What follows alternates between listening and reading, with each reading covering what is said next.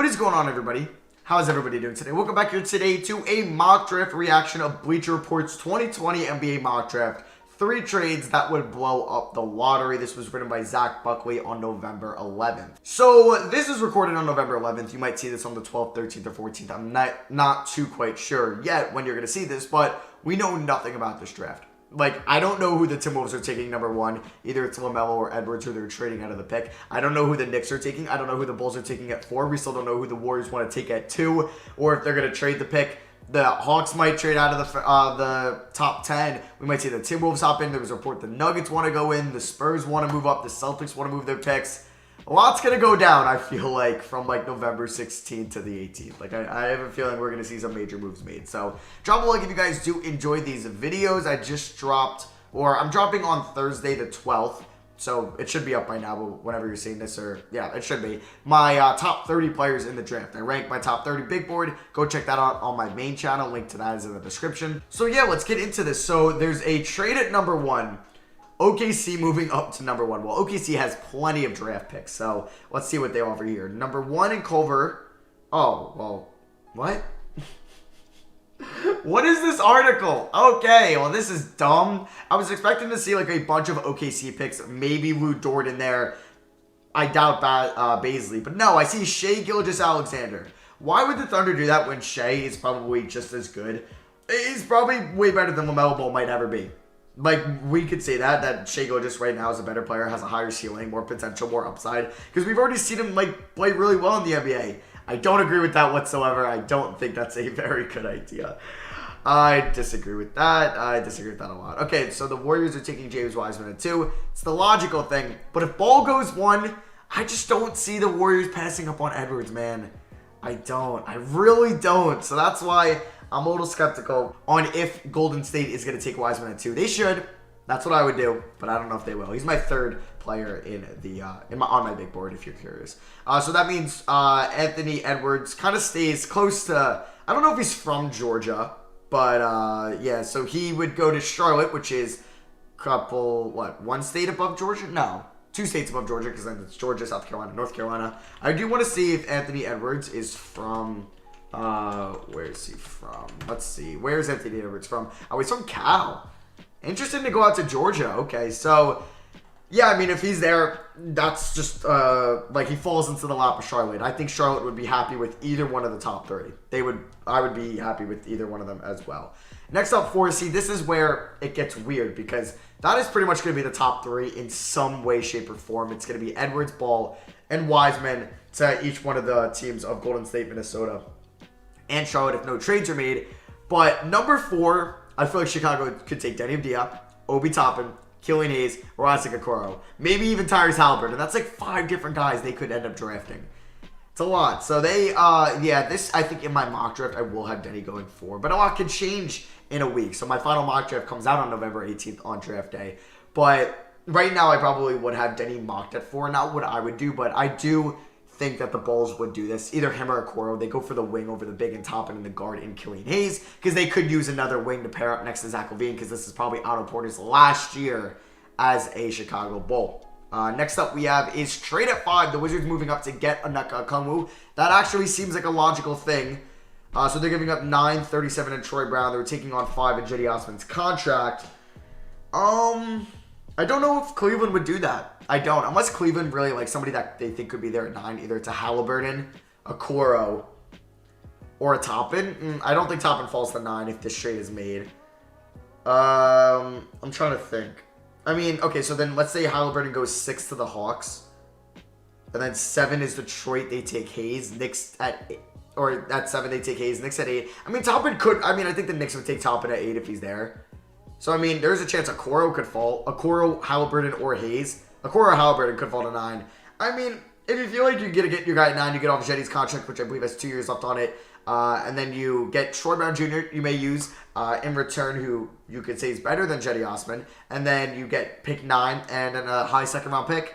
Not a terrible trade. Not a terrible trade. I just don't know if Cleveland would agree with this on draft night. But I do agree with Washington trading up to get O squared. Next up, we have Atlanta taking Halliburton. What I would have in my mock now. Either them getting Okoro or Halliburton. I still don't know who, but I think they would go Halliburton if he's on the board. Next up, Suns moving up to get Killian Hayes. So I guess that's the third trade they mentioned. So Suns are literally getting Luke Kennard and number 7 for 10 and a 2022 first round pick, top 7 protected. I mean, this is ultimate tank mode for Detroit with this trade. You're moving down, but you are getting a first next year. But it's top 7 protected. Can you even do that? I guess you can do that. I've just never seen a top 7 protected tier before. I've seen like top 15, top 20, or lottery protected, top 10, top 5, top 3, top 7. Interesting, but I don't know if Detroit would want to do that unless they don't plan on giving Luke Kennard a contract extension in 2021. Then I can see the reasoning behind that. But I love this for Phoenix. Love it because they almost gave up their first round pick this year, I think with a protection on it, for Kennard at the deadline last year. So I do like this for Phoenix. I guess this is the most logical trade out of the 3 he mentioned. I mean, the 5 and 7 ones, or 5 and 7 ones aren't bad, but this number 1 is just kind of dumb, honestly. I don't think OKC they would hang up, especially in the shift. Like maybe if it was like a Zion draft, maybe, or Ben Simmons draft or something like that. Next up, we have the Knicks getting Patrick Williams. I could see the Knicks drafting Patrick Williams, but I don't think they would take him with Vassell, Toppin. Yeah, I guess Toppin mainly on the board. Like, I really think the Knicks would go after Toppin, pair him up, and then try to move on from Randall, pair him up with Mitchell Robinson, and then go after Fred VanVleet in free agency. That's what I could see happening. I just don't see them really going after Patrick Williams. And maybe they will. It's the Knicks. Hey, maybe they will, and he could be kind of a guy that they could put next to Mitchell Robinson for the future. 9, we have the Cavs trading. I mean, okay, then I like this trade for the Cavs if they could trade down to 9 and still get Obi Toppin. Then I would like that trade. Dayton, so he would stay in the same state. I have no idea. I mean, we could see because Dayton is in Ohio. Let's see, where is Obi Toppin from? I don't really care where his parents are from, but I guess that's where he's from. All right, so he's from, he's from New York. Okay, I feel like I knew that. Because I saw in a interview today, he said, it would be cool to come back home if he got drafted by the Knicks, like he mentioned that. So, I mean, he would stay in the same state where he played college. I think this would be a good idea for the Cavs if they can move down and get Toppin. I just don't think he falls to 9. I just don't. I don't see that happening. So then the Pistons moved to 10 to get a Coro. Ooh. I don't know. Like, if they were moving to 10 and still getting Killian Hayes, yeah. Or, honestly, I would like Kyra Lewis or Cole Anthony over Isaac Okoro for this team. But, I mean, if you're getting... I don't know. Like, I would like a Coro Kennard wing duo. I would be a fan of that. I'm not a huge fan of the Pistons trading down here. I like that Suns trade. Not too much of the Pistons trade. Because then the Suns could... Well, I guess they could take Killian Hayes, but maybe they want to trade up, take Obi Toppin, and then they move... then they still move... what's his name? So they would trade the pick next year, and then they move Oubre and Rubio for Chris Paul, and then you could have like a Chris Paul, Booker, Bridges / Cam Johnson, Obi Toppin, Aiden starting 5. That'd be kind of fun. I mean, your defense is really coming out of Chris Paul and Mikal Bridges. If you have Cam Johnson out there with Devin Booker, Obi Toppin, and not the greatest defensive lineup, but it would be fun. It would be fun to watch. Next up at 11, we got the Spurs taking Devin Vassell. I like them either getting Vassell or Aaron Nesmith in this draft. Those are the two guys I don't think Vassell falls to 11 personally, so that's why I'm kind of targeting them getting Aaron Nesmith there at 11. Maybe they take Sadiq Bey, but I don't see that happening. I think it's going to be Patrick Williams or Aaron Nesmith. Number 12, Kings taking RJ Hampton. I've seen that in so many mocks. I don't know what I'm going to have in my final mock. I guess it's going to be Patrick Williams, RJ Hampton, or Precious Achiuwa mocking to the Kings at 12. 13, with the Pelicans taking Jalen Smith. I don't like that. I'd rather see them take a guard. Redick, expiring deal. They're going to trade away Drew Holiday, it looks like. Pair somebody up in that backcourt with Noah and Lonzo. Go after a Maxey or a Cole Anthony or a Kyra Lewis or somebody like that. I don't really agree with them taking a big. And then Boston taking Precious Achiuwa. Yeah, I would like to see them go after Achiuwa or Jalen Smith at that 14th pick. Get a big for the future. Next up, or just a desperate position they have at the moment at the 5. So Magic taking Kyra Lewis. I love that. I think it's a great, not like an insurance policy with Fultz, but he's somebody that could be better than Fultz. He looks very old here.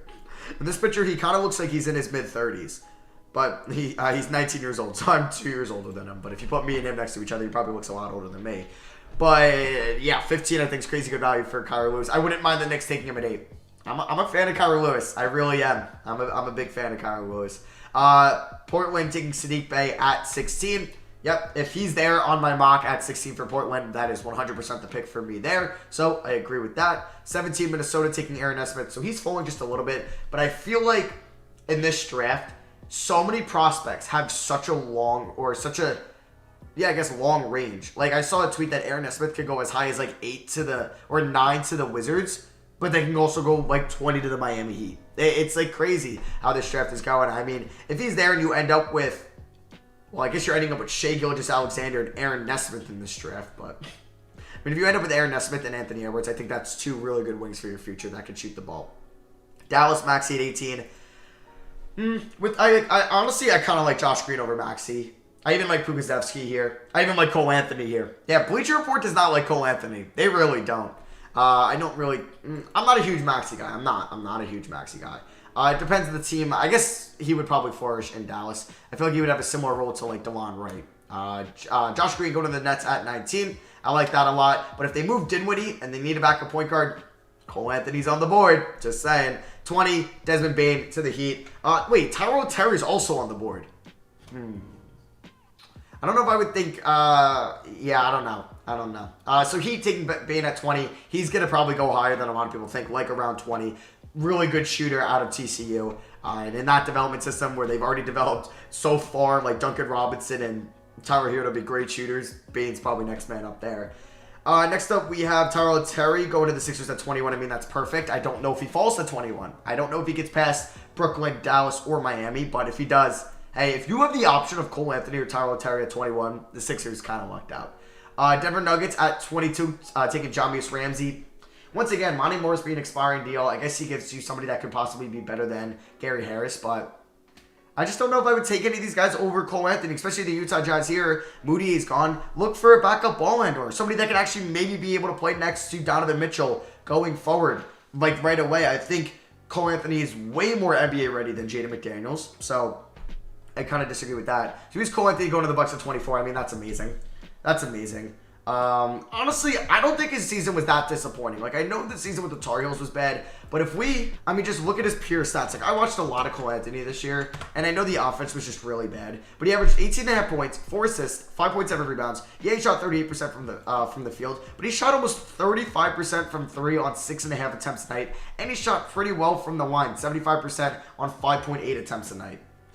I don't know. I think the shooting is going to be there. The ball handling is going to be there. The playmaking especially going to be there. So I like him at I like him a lot higher than 24. So the trade at 25, the Timberwolves end up with Tyler Bay, Shai Gilgeous-Alexander, and Aaron Nesmith in this draft. Okay. Boston taking Pukaszewski at 26. I mean, I love that. I wonder if he'll go higher. He might. Maybe the Nets like him to be their power forward at 21. Knicks taking Cassius Winston. I prefer Trey Jones at this stage. I prefer Trey Jones, Malachi Flynn, and even Nico Mannion over Cassius Winston. Speaking of Malachi Flynn, he isn't going to the Lakers at 28. Yeah, I would take Flynn over Cassius Winston. Zeke Naji at 29 to the Raptors. I would prefer Isaiah Stewart and Daniel Oturu over Zeke Naji. And then at 30, Grant Riller out of Charleston going to the Celtics. So that is their first round mock draft with 3 trades that would blow up the lottery. 2 possibly realistic ones, but 1 that would just never happen here. But yeah, that is going to be it for me. Drop a like if you guys did enjoy the video. I will leave a link to the article in the description below. Thank you all for watching. I love you guys. I'll see you guys next video. Peace.